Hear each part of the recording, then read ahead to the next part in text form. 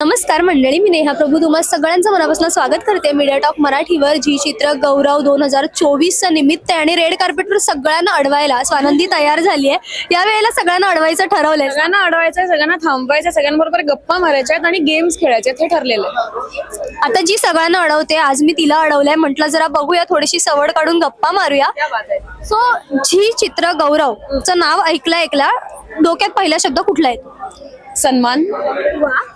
बरं, तू समजा सेलिब्रिटी नसतीस किंवा तुझ्याकडे फेम यायच्या आधीची स्वानंदी असतीस, तर रेड कार्पेटचं तुला समजा पास मिळालं असतं जी चित्र गौरवचा, तर काय केलं असतंस इथे येऊन?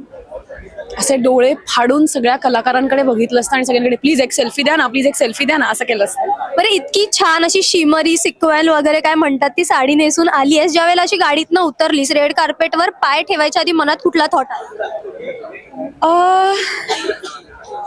चांगलं करायचंय, मजा करायची सगळ्यांबरोबर, हाच थॉट होता ऍक्च्युली. वा. बरं, अशी एखादी व्यक्ती जिच्यासोबत रेड कार्पेटवर वॉकिंग करायला तुला आवडेल की ह्याला घेऊन मी चालेल? माझा नवरा आशिष कुलकर्णी. बरं, आशिषचा विषय निघाला, आशिषने कॉम्प्लिमेंट दिली? ऑफकोर्स दिली, व्हिडिओ कॉल केला, मग त्यांनी विचारलं सगळं व्यवस्थित चाललंय ना. छान वाटतंय. कसलं गोड. बरं, आपलं झी मराठी सोबतचं नातं तेव्हापासूनच आहे, जेव्हा आपण लहानपणी त्याच्या टीव्हीवरती सिरियल्स बघायचो आणि आजही रविवारी चित्रगौरव बघणं म्हणजे सगळ्यांची परंपराच आहे.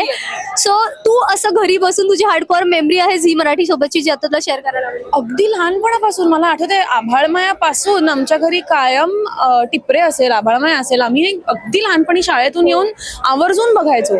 आमच्या घरचे पण आम्ही सगळेजण एकत्र बसून बघायचो. त्यामुळे झी मराठी खूप जुनं आणि खूप प्रेमाचं नातं आहे आणि हे कंटिन्यू होणार आहे, ही कमिटमेंट आहे. आणि आज तू अँकरिंगचा थोडाफार भार उचललायस.